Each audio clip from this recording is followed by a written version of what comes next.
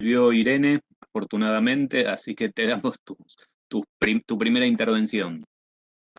Gracias a todos, qué pena pues este descalabro tecnológico suele pasar. Bueno, gracias a quienes me antecedieron, yo creo que hay muchos elementos como de análisis, entonces yo voy a aportar como cosas que no se han dicho, tal vez, y lo voy a hacer desde un lugar que es haber estado pues en Cali, ¿no? Y quiero comenzar desde ahí porque yo creo que si algo tiene de particular este proceso es precisamente la especificidad del lugar.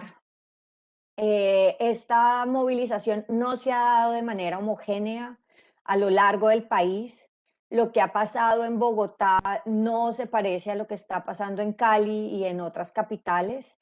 Y efectivamente es un proceso que es mucho más urbano que rural, aunque tiene conexiones con lo rural, ¿sí? Y aunque ha habido expresiones de solidaridad, pero efectivamente es más urbano. Entonces, leerlo desde Cali implica ciertas especificidades y en particular creo que hay una historia colonial que es muy importante porque es una historia colonial que nos habla no solamente de la distribución de la espacialidad en esta región, donde los terratenientes y otras élites agroindustriales han acaparado todos los bienes ambientales de la región y han dejado completamente marginadas a las poblaciones empobrecidas, campesinas, afrodescendientes, indígenas y en este momento también a los urbanos y sobre todo a los urbanos de periferia.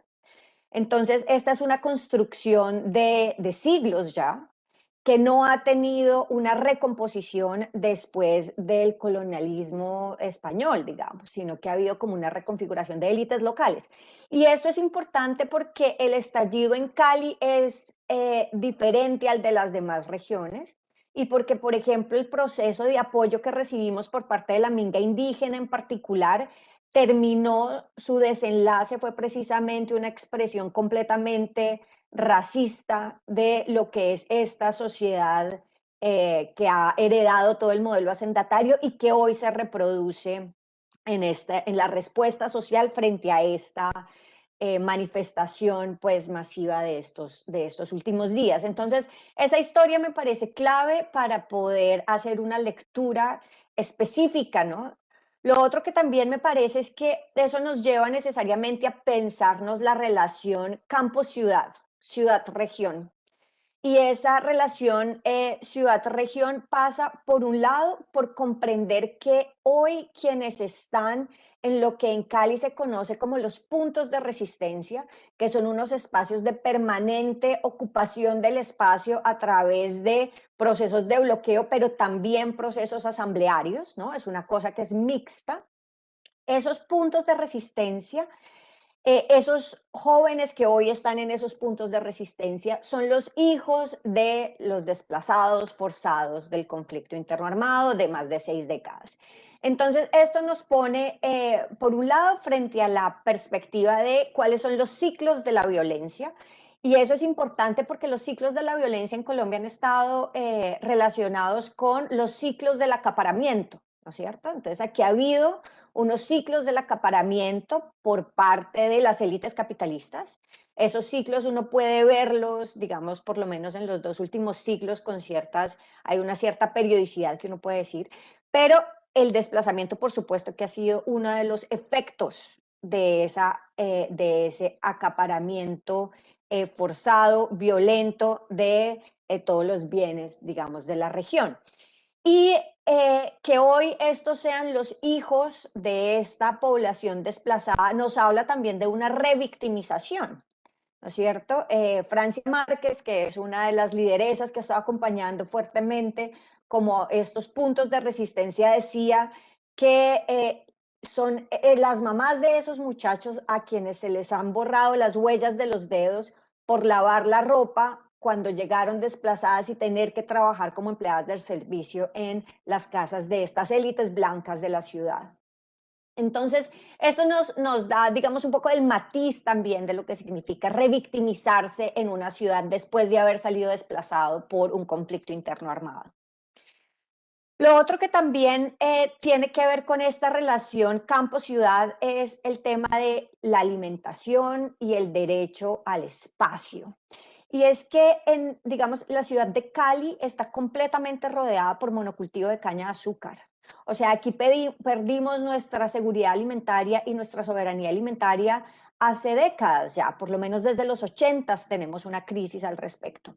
Y eso en tiempos de COVID fue supremamente, fue una presión adicional, porque hay otras ciudades, por ejemplo Bogotá, que tiene más cerca lugares de abastecimiento. En Cali toca traerlo desde más lejos, los costos son mayores, la gente no puede fácilmente retornar a sus lugares de origen, y esos lugares de origen, por otro lado, hoy están atravesados por la guerra, que es entonces el otro punto de esa relación campo-ciudad, digamos, el fracaso del acuerdo de paz. Y yo sí quisiera llamarlo de esa manera, porque yo creo que 5 años después de firmado el acuerdo de paz, que hoy no tengamos una sola hectárea que responda a la reforma rural integral del punto 1 del acuerdo, dado a familias sin tierra o con tierra insuficiente, nos dice que ese acuerdo fracasó.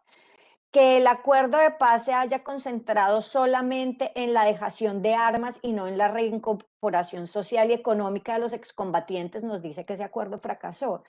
Que el acuerdo de paz haya transformado los planes de desarrollo integral, se llaman PEDETs, digamos en la terminología colombiana, que los haya transformado en unos mecanismos de participación vacíos de contenido y sin financiación, nos habla que hay un fracaso de ese acuerdo. El fracaso no comienza ahorita en estas manifestaciones son más bien un reflejo de algo que fracasó antes. Y no creo que solo haya fracasado con Duque, y ahí yo creo que hay un punto de inflexión importante. O sea, este acuerdo tenía unas oportunidades que desde el proceso social estuvieron defendidas respecto a cómo reorganizar las estructuras de la propiedad, cómo apostarle, digamos, a un desarrollo rural, pero muy rápidamente esas oportunidades fueron capturadas por el modelo capitalista. Entonces, desde Santos, por ejemplo, tenemos que en los programas precisamente de desarrollo y de sustitución, todos respondían a monocultivo de aguacatejas, monocultivo de sachainchi, monocultivo de cacao, todos en una cadena agroexportadora que no deja nada y que es, por el contrario, absolutamente extractivista desde todas las perspectivas. O sea que ya esa era la paz que Santos nos venía a proponer, que no es una paz que resuelva precisamente las desigualdades estructurales. Ahora, llega Duque 2 años después de medio arrancado ese proceso, y pues todo peor, porque ni siquiera hay la paz capitalista neoliberal, sino que hay, por el contrario, una transición de la paz a la seguridad. Incluso en el discurso normativo y legislativo esa transición se puede seguir, y al convertir la paz en seguridad, entonces todos los fondos, o no todos, pero en buena medida, los fondos para el acuerdo de paz transitan hacia una seguridad militar, ¿no es cierto? Y esa seguridad militar es precisamente lo que ya todos los presentadores anteriores han hablado. Pero hablo de esto porque Cali es el primer receptor de desplazados del suroccidente de Colombia. Cali está en la mitad de las dos cordilleras que más han estado impactadas por el conflicto interno armado, que son la cordillera central y la cordillera occidental. Cali es, por supuesto, una ruta de muchas economías ilegales. Y en Cali no ha habido un gobierno que sea capaz de resolver esas necesidades básicas, que pasa también a nivel nacional, pero que pasa también en lo local. Y creo que precisamente ese incumplimiento del acuerdo de paz nos habla de que pues toda la región se pone en crisis, porque lo que son las causas estructurales de la guerra, que tenían que resolverse o nos prometieron que se iban a resolver hace 5 años, pues hoy no hay ningún avance al respecto. Entonces, efectivamente, tenemos ahí un escenario que es completamente adverso, digamos, al proceso. Y por supuesto está el COVID, ¿no? O sea, el COVID, nosotros vemos hoy que los puntos de resistencia en la ciudad de Cali, estos puntos permanentes, corresponden exactamente con los puntos donde hay mayor desempleo. generado en el último año entre 2019 y 2020. Esto también nos llama, por ejemplo, a decir que el SISBEN, que es un sistema de información que registra, digamos, las necesidades y el nivel socioeconómico de la población colombiana, el 38% de los inscritos en el SISBEN en la ciudad de Cali están en pobreza, extrema pobreza y necesidad. Entonces, quiere decir que sí hay un porcentaje, digamos, demasiado alto, que por supuesto, como en otras regiones, pues el COVID llega a profundizar toda la violencia ahí. Una cosa que me parece interesante, digamos, desde la vivencia en estos puntos de resistencia, es lo que les decía al principio y es el lugar del lugar, ¿no es cierto? Y esto, el lugar del lugar, con eso me refiero no solamente al espacio físico, sino también a la vivencia desde el cuerpo. Una de las cosas que más me ha aterrado en este proceso es cómo estos cuerpos de estos jóvenes, que son flacos, desnutridos, atravesados por un montón de peleas callejeras previas, estos son los cuerpos de la resistencia y estos son los cuerpos que hoy son capaces de estar ahí frente a frente, frente a la policía, el SMAT y los militares, capaces de morir en este momento. Entonces, para mí un poco la pregunta desde como la geografía política, pero también un poco desde los estudios culturales, es cuál es el lugar de esa corporalidad hoy y cómo desde ese lugar del cuerpo resistente, del cuerpo que es capaz de estar ahí en la barricada y dar la vida por defender esa barricada, cómo desde ahí se está construyendo una subjetividad política. Es una nueva subjetividad política, digo yo, es una subjetividad política emergente. Y lo digo así porque estos muchachos, al menos en el caso de Cali, ¿no es cierto? Muchos de estos muchachos, que son los hijos de esos desplazados que decíamos, son muchachos que lo han perdido todo o que nunca han tenido nada. Entonces, no son, por ejemplo, en el menor de los casos, son estudiantes universitarios. Los estudiantes universitarios están en lo que llamamos las segundas líneas, están en las ollas comunitarias, están en la universidad al barrio, la universidad al paro, ¿no? Que son iniciativas que han surgido ahí, están, por ejemplo, mucho en en las otras primeras líneas, ¿no? O sea, en las de madres, en las de los abogados, en las de las brigadas de salud, pero la primera línea de resistencia son muchachos completamente empobrecidos, marginados, históricamente, digamos, reducidos. Y esta, este lugar que han ido ganando durante este mes y semana que llevamos es un lugar donde la subjetividad política que surge es una muy emocional del oprimido, creo yo. O sea, no es una subjetividad clásica, digamos que en el marxismo, ¿no es cierto? Podría pensarse desde el enclasamiento y la conciencia de clase. No, es más como desde esa emocionalidad de ser el oprimido y cómo desde esa opresión reconozco que hay uno que me está oprimiendo y cómo le resisto hasta el final. Y eso creo que lo que nos revela un poco es la crisis de las instituciones. Aquí han hablado de varias crisis que yo creo que todas son muy acertadas, pero creo que también hay que reconocer una crisis de las instituciones porque estos muchachos hoy, por ejemplo, no quieren nada que tenga que ver con la institucionalidad. No quieren el gobierno nacional, no quieren el gobierno local, no quieren los sindicatos, no quieren la iglesia, no quieren ni siquiera la universidad.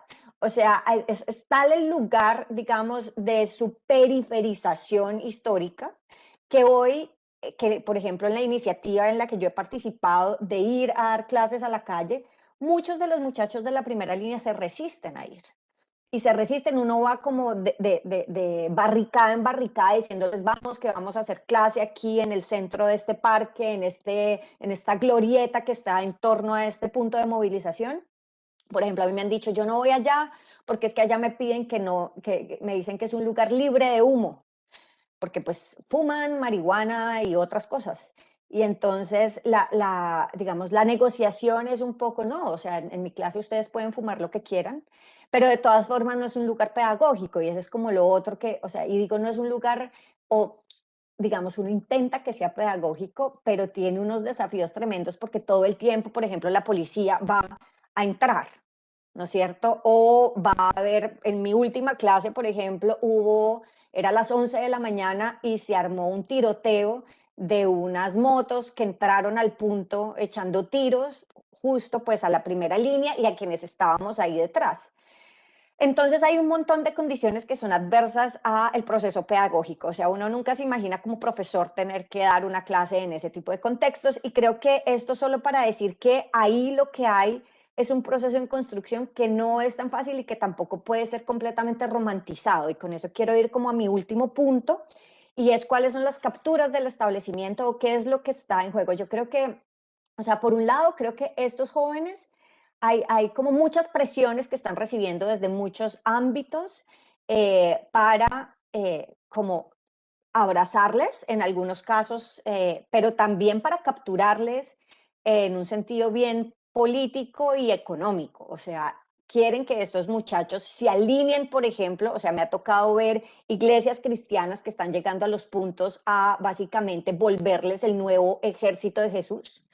¿No es cierto? Entonces decirles, de aquí de esta barricada vamos a salir a hacer el nuevo ejército de Jesús y vamos a poner un nuevo partido político donde ustedes van a ser los representantes. Me ha tocado ver a la Iglesia Católica llegar y también intentar volverles como líderes comunales, ¿no? Este es un poco el tipo de discurso que encontramos en la ciudad de Cali desde la Iglesia, que es muy, bueno, tiene ahí como sus historias también de construcción social con la teología de la revolución y otras cosas.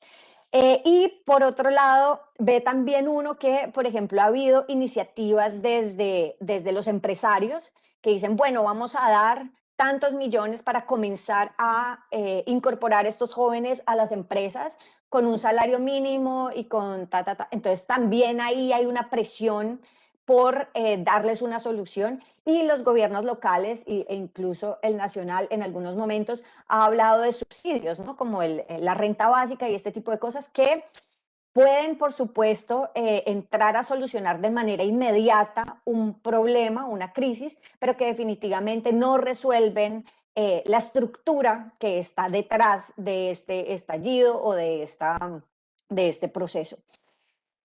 Y ahí entonces con estos ejemplos de intentos de captura ha habido otros que son tal vez un poco más miedosos desde mi perspectiva, ¿no? Entonces, por ejemplo, una de las cosas que uno percibe en la primera línea es esta idea de que, dada la tremenda desconfianza frente a la institucionalidad, entonces que el Congreso debe reducirse o incluso acabarse, ¿no?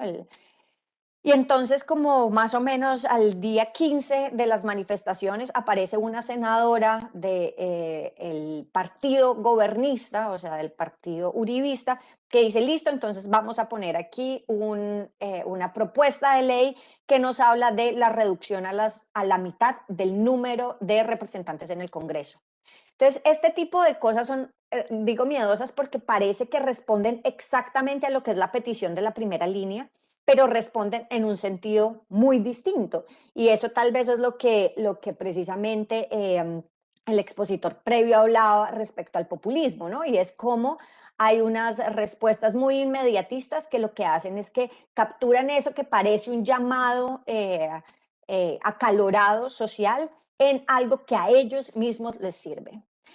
Lo otro, por ejemplo, fue el momento en que se hizo la moción de censura contra el ministro de Defensa y la moción de censura pierde de una manera vergonzosa, ¿no? 70% de los senadores respaldan al ministro, pese a que hay 70 y pico de muertos, 70 y pico de ojos, de personas que ya no tienen ojo, cientos de desaparecidos, estamos contando, y a pesar de eso, digamos, no hay una respuesta. Entonces es como que también hay una división, casi que podría decirse un abismo entre eso que está pasando en la política centralizada en Bogotá y lo que está pasando en el lugar de Cali, en el lugar de los puntos de resistencia.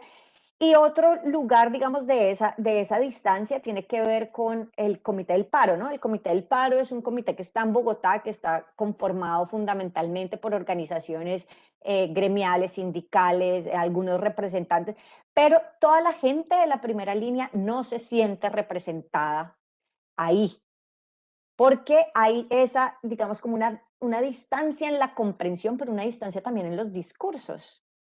Y eso creo que ahí, digamos, en esa distancia que se genera, también hay una dificultad y un peligro respecto a quién va a capturar esto, quién va a tener los principales beneficios. Mi mayor temor es que, como ha pasado en otros momentos históricos de la historia reciente de Colombia, digamos desde los 50, cada giro es capturado nuevamente por las élites capitalistas. Y eso nos ha pasado una y otra vez. El acuerdo de paz ya en el 2016 mostró que, por ejemplo, el proceso de legalización de la marihuana para usos medicinales y, y, y científicos, que se suponía que venía a resolver el problema de los cultivos ilícitos, en particular de los marihuanocultores, todo eso quedó capturado por corporaciones multinacionales que producen marihuana y los campesinos no vieron nada de eso.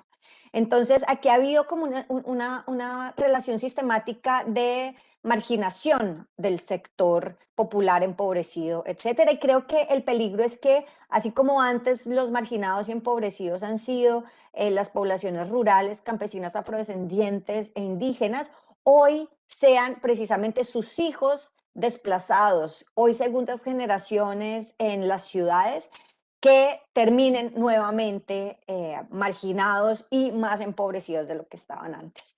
Esos eran como los puntos desde los que quería aportar y bueno, gracias por escuchar y aquí seguimos. Bueno, muy interesante, Irene, muchas gracias. Estamos ya mal con los tiempos, se nos descompaginó un poco el orden habitual, pero no quiero dejar de darles un par de minutos a los expositores si quieren retomar algo de lo que se dijo o de lo que dijeron sus otros colegas.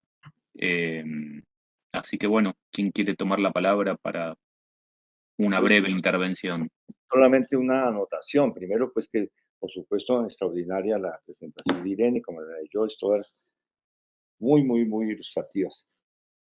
Tengo académicamente se dice, tengo un pequeño matiz contigo, Irene. No, tengo una diferencia radical en un punto, porque pues yo pues, no, hace rato que no, que dejé de ser profesor en la universidad, ahora estoy dedicado al activismo de ONG. Tiene que ver con el momento de la paz. Yo planteé una definición que estamos en una transición traumática del acuerdo al post-conflicto. No dije de la guerra a la paz. Y creo que efectivamente en esa transición por las características del acuerdo y del conflicto, sus causas estructurales y demás, ¿no es cierto? Ahí es un escenario de grandes confrontaciones donde las fuerzas que hicieron la guerra, que ganaron la guerra desde el punto de vista estratégico, incluso con el complejo paramilitar, tienen un papel muy grande en el escenario, pero a mi juicio hay que leer el acuerdo en la letra del acuerdo y por fuera del acuerdo. Es decir, el acuerdo de paz es más que el acuerdo. Hay unos pilares, por supuesto que se ha hablado de que esta transición está prevista para 20 años en la letra del acuerdo. Es el tiempo de vigencia de la justicia transicional, los tiempos para las transformaciones rurales, eso, y se trata de un acuerdo que es un acuerdo de reformas tibias sin alterar ni el modelo neoliberal, ¿no? Ni tampoco ni la constitución política. Es decir, se trata de un reformismo, pero absolutamente leve, el que se plantea. No, no hay en el acuerdo de paz ninguna transformación estructural, ni siquiera en materia de tierras. La reforma rural que se habla tiene una apuesta a hacer una redistribución de 3 millones de hectáreas de tierras en 12 años, ¿no? Incluso si lo hicieran, eso no es frente a lo que es el despojo de 12 millones de hectáreas a los campesinos por desplazamiento, eso realmente es al margen. Entonces, quiere decir que el acuerdo de paz no es la transformación social. Lo que transformó fue las relaciones políticas y abrió un periodo en el cual se da oportunidad a un manejo de las conflictividades sociales y políticas sin armas en Colombia, para ahí sí hacer apuestas a la transformación estructural.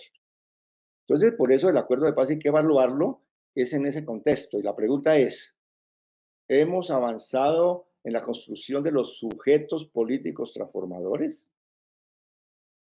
El acuerdo de paz ha aportado a la configuración de esos nuevos sujetos colectivos diversos, plurales, heterogéneos, y me parece a mí que es tanta la ganancia del acuerdo de paz que esta explosión social con las implicaciones que tiene de revolución de conciencia y de conformación de sujetos, de indeterminaciones, inestabilidades y desequilibrios, nuevos desequilibrios en el borde digámoslo, de las utopías.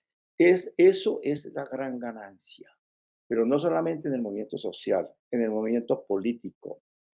Resulta que un país que estuvo en guerra, con una hegemonía de la guerra desde el gobierno, desde el régimen, ¿no? Con unas mayorías aplastantes por la guerra, el presidente Uribe ganó las elecciones para hacer la guerra. Digo así, yo hago la guerra y voy a matar a todos los que sean necesarios, pero vamos a salvar esto del comunismo. Y la hicieron y tenían el 70%. Y resulta que en las elecciones pasadas, en el marco de las transformaciones de imaginarios y de relaciones políticas, resulta que se vio que el espectro político colombiano se ha desplazado hacia el centro y al centro izquierda. No, no digamos que a la izquierda, porque yo creo que Petro no es de izquierda. Petro es un socialdemócrata de centro desde el punto de vista de sus concesiones programáticas y eso no lo demerita en lo más mínimo, pero digamos para ubicarlo.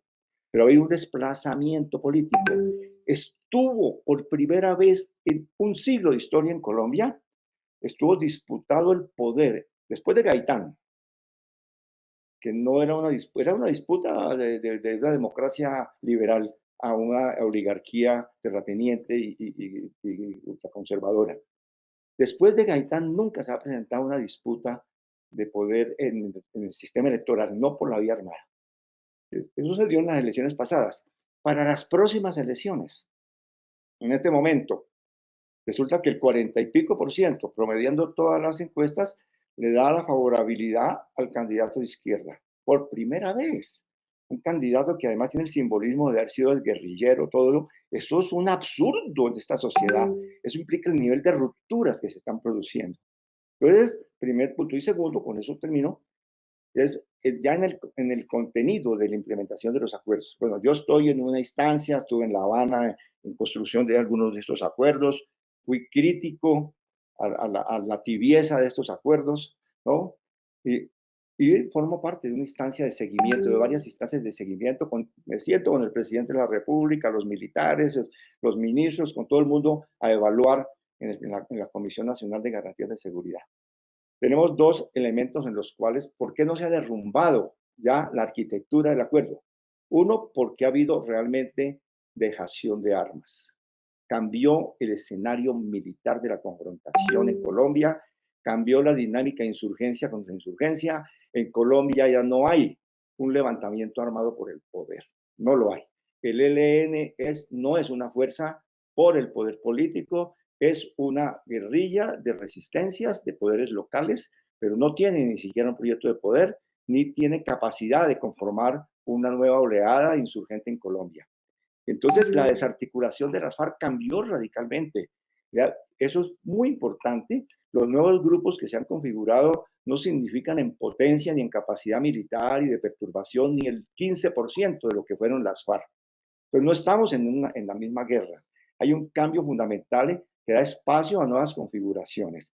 Y lo otro es el sistema de justicia, que también, a pesar del intento uribista por liquidarlo, se ha mantenido y continúa como uno de los puntales que evitan que ese edificio del acuerdo pueda estar ya cancelado. Estamos en un escenario de confrontaciones por la paz, no en la frustración de la paz. Estamos en la transición traumática, pero en la oportunidad. Y esto se va a canalizar en el movimiento social y en el movimiento político. Las próximas elecciones, si llega a ganar la izquierda con Petro, se inaugura un nuevo periodo de otra crisis. No vamos a la estabilidad, van a tumbarlo.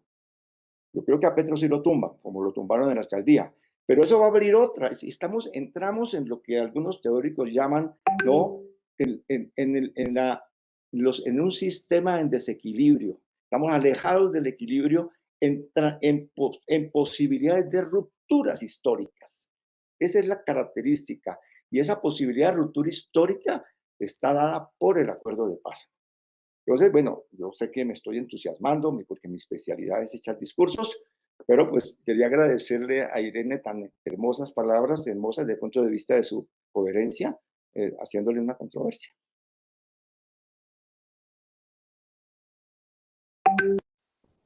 Gracias, Camilo. Eh, Tenemos a Cristian pidiendo la palabra, pero también Irene fue aludida primero, entonces supongo que primero vos, Irene, querés responder. Yo quería como profundizar en la misma línea de Camilo, no sé si después entonces le damos la palabra a ella Bueno, para que... Buena bueno, idea. ¿Listo? bien. Bueno, Solo intervengo, que no es mi función, para que repartamos los tiempos en lo poco que nos queda. listo. Bueno, yo considero que el matiz que entonces pues, el señor Camilo sobre que los acuerdos de paz no están del todo vencidos o que han fracasado me parece muy oportuno y pues por supuesto digamos que valoro mucho la intervención de Irene que fue además muy fundamentada. Pues que en esto sí ya me despojo un poco como de mi discurso como ese graduado en filosofía política que aborda las cuestiones desde el populismo y desde otras esferas y digamos hablo como profesor de derechos humanos y pues alguien que se ha apasionado por estudiar el sistema integral de verdad, justicia, reparación y no repetición que tenemos en Colombia y que, digamos, ha profundizado un poco en la justicia transicional a nivel internacional.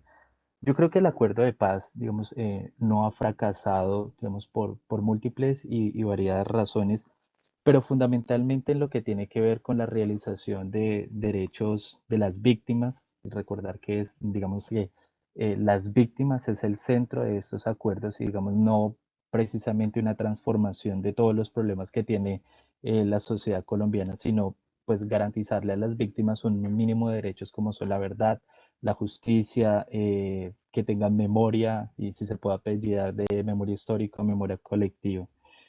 Tenemos muchos aspectos, por ejemplo, nomás el 21 de noviembre se aprobaron las 16 curules de las víctimas, que son 16 representantes de las víctimas que van a llegar a la Cámara de Representantes también, vamos a llevar su voz a ese escenario, digamos que por supuesto a plantear sus exigencias propias de justicia. La Comisión de la Verdad, digamos, ha construido un relato histórico que nos ha permitido, digamos, agotar el abanico de mentiras digamos, que se arrojan a la esfera pública y en noviembre de este año vamos a tener el informe final de la Comisión de la Verdad que pues, digamos, nos va a permitir también a los colombianos abrir un poco los ojos frente a la realidad de las cifras del conflicto y también, por supuesto, frente a los móviles de esto.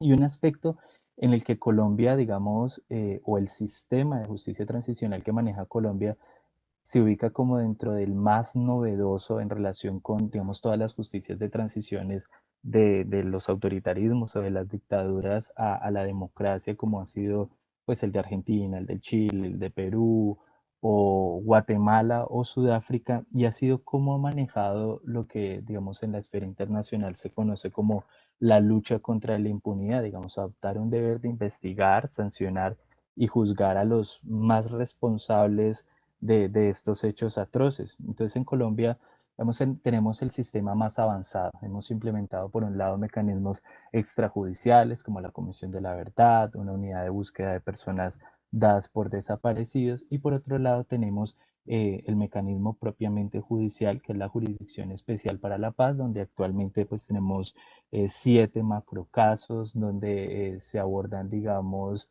situaciones específicas de la geografía regional.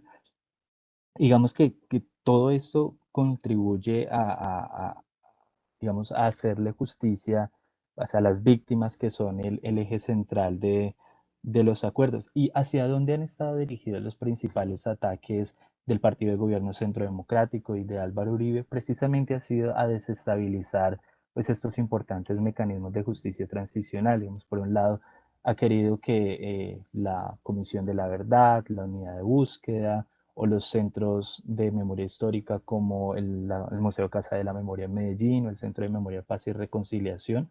No hablemos ya del Centro Nacional de Memoria Histórica, que ha perdido, digamos, su estatus y actualmente se encuentra bajo la dirección de Rubén Darío Acevedo Carmona, que es un negacionista del conflicto armado, pues ha sido privarles del acceso a información reservada. Y lo mismo ha pasado en el mecanismo judicial, que es la Jurisdicción Especial para la Paz. Se ha tratado de sacar a los militares de la órbita de intervención de la JEP, crear unas salas especiales para que, digamos, esas penas que se les, digamos, que son unas penas morigeradas que se atribuyen en virtud de su contribución a la verdad, pues que esta verdad no llegue a quienes ellos no quieren que lleguen. Entonces yo sí creo, yo soy, digamos, una persona optimista de este sistema integral de verdad, justicia, reparación y no repetición que estamos integrando en Colombia. Y creo que al menos en lo que tiene que ver con ese deber internacional de investigar, juzgar y sancionar y la consecuente lucha contra la impunidad, sí ha tenido hasta el momento un buen suceso, pese a que no haya podido, digamos, generar una transformación social radical de nuestra sociedad. Gracias. Irene, gracias. Bueno, voy a responder un poquito sobre de dónde viene digamos, mi lugar de la argumentación. Yo he estado desde el 2016 trabajando intensamente en los municipios de Corinto, Miranda, Buenos Aires, un poco de Florida y actualmente en Jambaló. He hecho ahí trabajo como un poco en seguimiento a los diferentes puntos del acuerdo, inicialmente la dejación de armas y posteriormente el punto 4 de sustitución de cultivos ilícitos. Y en torno a eso, de hecho, hemos producido un par de documentales. El primero se llama Voces de Guerrilla, de 2018, y el último se llama Bajo Fuego, de 2020. Ambos han tenido como una distribución muy interesante en festivales de derechos humanos y esto. Pero digamos que todo ese ejercicio nos ha permitido estar muy ahí desde el lugar rural en el que se supone que están los beneficiarios, ¿no? Los sujetos a los cuales la vida les iba a cambiar con el acuerdo. Entonces yo lo que siento es que hay una distancia tremenda entre lo que está en el papel, ¿no es cierto? Porque el acuerdo es lindo, los decretos son lindos, el sistema de justicia transicional estoy de acuerdo en que es novedoso, innovador, etcétera, pero creo que en la práctica eso no ha cambiado las relaciones de desigualdad rurales.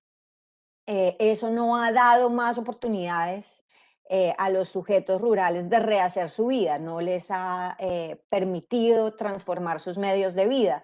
No, y de hecho, o sea, a pesar de que uno pueda creer que digamos, la dejación de armas fue un asunto importante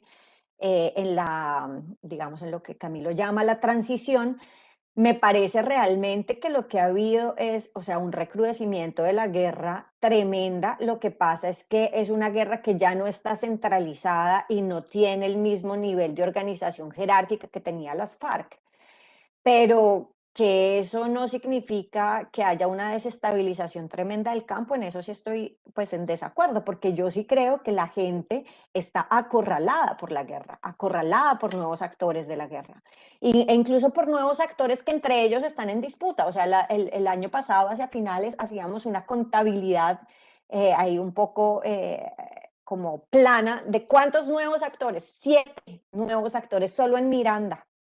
Entonces, esto nos dice que hay una fragmentación de la guerra, una dispersión de los actores, una desestructuración del centro de mando, todo eso sí, pero eso no quiere decir que no haya una tremenda amenaza a el ser rural, el ser campesino, ¿no? Y entonces ahí mi argumento es un fracaso en la medida en que no estamos ni en paz, ya Camilo lo decía, o sea, no se trata de una transición de la guerra a la paz, pero yo estoy muy lejos de afirmar que estamos llegando a un post-conflicto. Primero, que conflictos hay de muchos tipos, ¿no? O sea, por ejemplo, en esta región, los conflictos entre las élites capitalistas y el campesinado empobrecido son históricos, existen todavía, nada ha cambiado al respecto, o sea que ese conflicto no parece resolverse en lo inmediato. O sea que vamos a seguir en un posacuerdo con conflicto y con conflictos de muchos tipos y entre ellos con un conflicto armado nuevo. Yo sí creo que estamos frente a un nuevo ciclo del conflicto interno armado, pero es un conflicto armado. Y ahora, ¿cómo vienen las ciudades aquí? Yo creo que ese es como, digamos, todo este paro, ¿no? Nos genera la pregunta, ¿cómo viene ahora esta reconfiguración, este nuevo ciclo de la guerra? Y cómo las ciudades van a ser una nueva espacialidad para la guerra. Y como les decía un poco en mi intervención, o sea, la guerra en Colombia, o sea, estos ciclos de la violencia han sido también ciclos de la acumulación de capital, del acaparamiento. Entonces, ¿qué es lo que se está acaparando hoy? ¿Quiénes están acaparando? ¿A través de qué medios? ¿Cuáles son los mecanismos? ¿Quiénes están quedando excluidos? ¿Quiénes son nuevamente los subordinados, marginados? Esas son las preguntas que a mí me gusta hacerme muy desde la economía política del conflicto, estando ahí desde lo local, ¿no es cierto? O sea, yo trabajo mucho con una perspectiva activista, soy como una académica activista y tomo postura desde ese lugar del oprimido y estando ahí lo que creo es que muy poco ha cambiado y que la gente todavía no encuentra una oportunidad política para ser y existir. O sea, el asesinato de los líderes sociales nos dice que más allá de la resistencia que por supuesto existe y es proporcional a la opresión, más allá de eso, o sea, a la gente la están matando y eso quiere decir que si hay un ejercicio sistemático para reducir esta subjetividad radical, otredad. Creo que haya unos representantes en el Congreso de las Víctimas, sinceramente, o sea, con el tipo de Congreso que tenemos, no creo que resuelva el lugar de la representatividad, no creo que resuelva las injusticias, no creo que, o sea, yo en eso soy, como decía desde el principio, o sea, muy pesimista también porque estudiando la construcción del Estado en Colombia, uno lo que entiende es que el Estado se ha construido para las élites. Ha sido un Estado, entonces me parece que es una ficción de democracia, sinceramente, tener ahí a 5 representantes de la guerrilla que no han podido decir ni hacer nada con todo el respeto que ellos me merecen, pero realmente el lugar político de estar en el Congreso no ha transformado nada, digamos, ni siquiera han podido poner ahí una voz suficientemente fuerte respecto al asesinato de los excombatientes, que ya vamos a llegar a, estamos por encima de los 250 excombatientes asesinados desde que se firmó el acuerdo. Eso como para responder a lo que han dicho mis colegas, pero una cosa que me gustaría como adicionalmente, brevemente, es el lugar del narcotráfico. O sea, es muy fácil y es la institucionalidad. Un minuto te pido, Irene. Súper. La institucionalidad llega muy fácilmente a echarle la culpa al narcotráfico de todo y eso resuena muy bien con la guerra contra las drogas y la política internacional de la guerra contra las drogas, donde entonces la siguiente respuesta es que hay mayor apoyo militar de Biden a Colombia precisamente para seguir fortaleciendo el camino militarista antinarco, guerrilla antinarcoterrorista y ahora en el contexto urbano. Entonces creo que desde una perspectiva crítica tenemos que ser cuidadosos en echarle la culpa al narcotráfico y más bien pensar que el narcotráfico es la consecuencia de un problema de inequidad y de desigualdad que le antecede. Entonces no se trata de combatir el narcotráfico, sino de precisamente combatir esas causas que lo son de la guerra, así como lo son del narcotráfico. Y con eso cierro. Gracias. Bueno, muchas gracias, Irene. 2 minutos finales, Joyce, que ya nos corre el tiempo. Sí, ya vamos a almorzar, ¿no? Acá en Acá Argentina estamos por almorzar. vamos a almorzar, sí. Bueno, no, entusiasmadísima por esta conversa, agradecerles, ya como toca el cierre, agradecerles nuevamente por este espacio y todas las aperturas que quedaron para seguir profundizando respecto a Colombia. Me parece que, claro está, estamos en un momento de efervescencia, agitación social muy importantes que en Colombia, que de pronto también nos dificulta avisorar el horizonte y ver a dónde va a terminar, porque estamos en la cresta de la ola, estamos en un momento de agitación muy importante y eso también dificulta quizá ver esos caminos posibles, ¿verdad? Sin embargo, lo que sí está clarísimo es que Colombia cambió, es decir, la movilización nos ha mostrado que Colombia no es la misma, no es la misma que votó por el no en su momento, no es la misma que votó por Duque, no es la Colombia cambió. Y hay un nivel también de proceso, de conciencia de la realidad de nuestro país que es muy importante y eso hay que, digamos, hay que ponerlo acá, que por muy duro que esté la situación actual y por muy duro que sea el conflicto, Colombia se está disputando su futuro, hoy su presente, su futuro, está ahí, está en las calles y está pensando, está siguiéndole, ahora que estamos hablando de la paz, sigue construyendo la paz, sigue pensándola, sigue deseándola, sigue soñándola y eso está en el profundo del corazón de nuestro país. Y obviamente que la paz es mucho más que los acuerdos y la paz la hemos venido construyendo, es un proceso y la viene construyendo el país en los territorios, los campesinos con sus sistemas agroalimentarios, los indígenas, los estudiantes, las amas de casa, los movimientos sociales, los trabajadores precarizados, venimos construyendo el país, venimos construyendo la paz y no renunciamos a ella, no renunciamos a ella. Sabemos que la situación, el panorama no es positivo, pero desde abajo, con los movimientos, con las ciudadanías libres, vamos a seguir disputándonos ese país que nos merecemos, no solo a través de lo electoral, sino también en los territorios, también, digamos, siguiendo en este proceso de concientización, pero es un proceso. Y vuelvo a reiterar el tema de lo internacional, que va a ser muy importante también seguir tejiendo esas solidaridades, pero seguir tejiendo esas presiones internacionales por lo que está pasando en el país, que no puede seguir actuando de esa manera impune, ¿no? Entonces, vamos a seguir ahí, vamos a seguirlo conversando seguramente y ojalá podamos estar de escuchas también con lo de Chile, porque este modelo para nuestra América no dio respuestas. En Colombia no tuvimos un nunca más nunca, como lo tuvo Argentina, pero se recicló el capitalismo y estamos en una nuestra América de profundas desigualdades sociales. Así que hay que seguir construyendo otro futuro. Bueno, muchas gracias. Estamos cerrando. Un agradecimiento muy especial a los 4 panelistas por sus excelentes intervenciones tan esclarecedoras y ricas. Una disculpa a las preguntas que no pudimos incorporar, que quedaron en el chat tanto de esta plataforma como del canal de YouTube.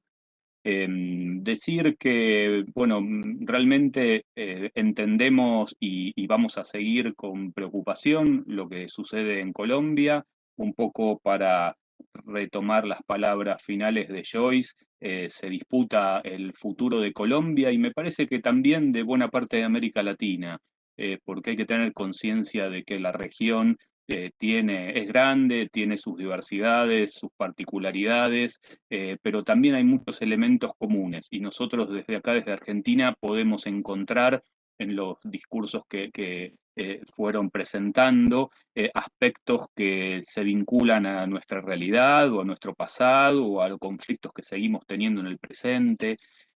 Y creo que es importante que desde las ciencias sociales podamos ir reconstruyendo esos elementos comunes porque nos permite comprenderlos mejor. Así que nuestra solidaridad al pueblo colombiano en estos momentos tan difíciles y los invitamos a nuestro próximo desayuno de coyuntura en 2 semanas, donde vamos a seguir tratando sobre los efectos del neoliberalismo en América Latina. Muchas gracias y hasta la próxima.